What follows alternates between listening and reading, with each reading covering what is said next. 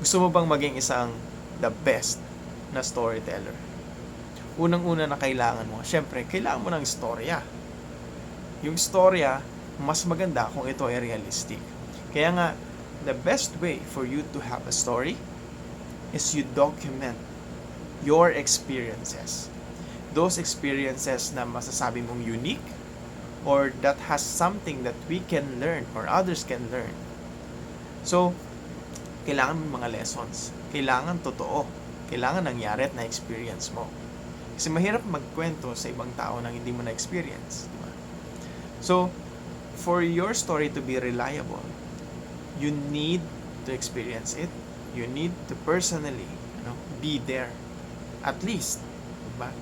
Or at least you study it well. Kung nangyari man yan sa ibang tao, aralin mo. Na kung totoo ba? At sino ba yung mga nandun? Ano ba yung nangyari noon? Saan ba nangyari? Paano ba nangyari? Kailan nangyari? Di ba?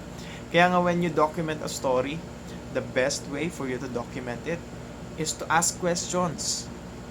Sulat mo sa isang papel or sa isang journal. Who? What? Di ba? Yung mga ganong klaseng questions. Where? When? And how? Di ba? Kung alam mo yung lahat ng details na yan, you can capture that specific moment. That specific story na nangyari. And imagine if you have one, let's say just one story a day for the whole year, then you will have 365 to 366 stories to tell other people na pwede nilang kapulutan ng aral. Diba? So, the next time that other people will ask you to tell them a story, meron ka may sasagot. Kadalasan kasi, kapag nandun tayo sa ganung klaseng sitwasyon, that somebody asks us to tell them a story, what happened is, wala tayong may sagot. Hindi dahil wala tayong istorya na alam, kundi dahil napakaraming nangyari or napakaraming istorya na na-experience natin, napakadaming pangyayari na naranasan natin, pero hindi natin na-document. Hindi natin na-take into writing.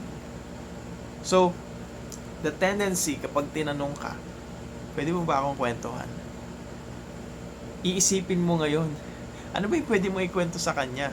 At sa dami ng pwede mong maisip na pwedeng ikwento sa kanya, nahihirapan ka na magkwento. Totoo o totoo? Totoo po. So, for you to be an effective storyteller, a great storyteller, kailangan mong mag-ipon ng storya.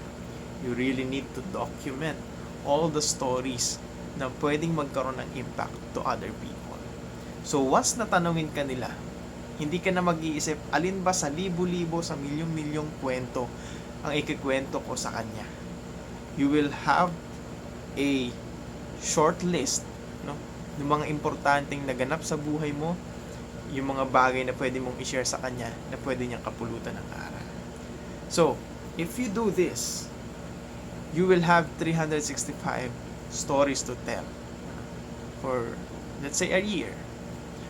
But, ang kagandahan dito, the more you document it and the more you read what you have documented, the more na mas nagiging malinaw sa isipan mo yung mga bagay na ikikwento mo.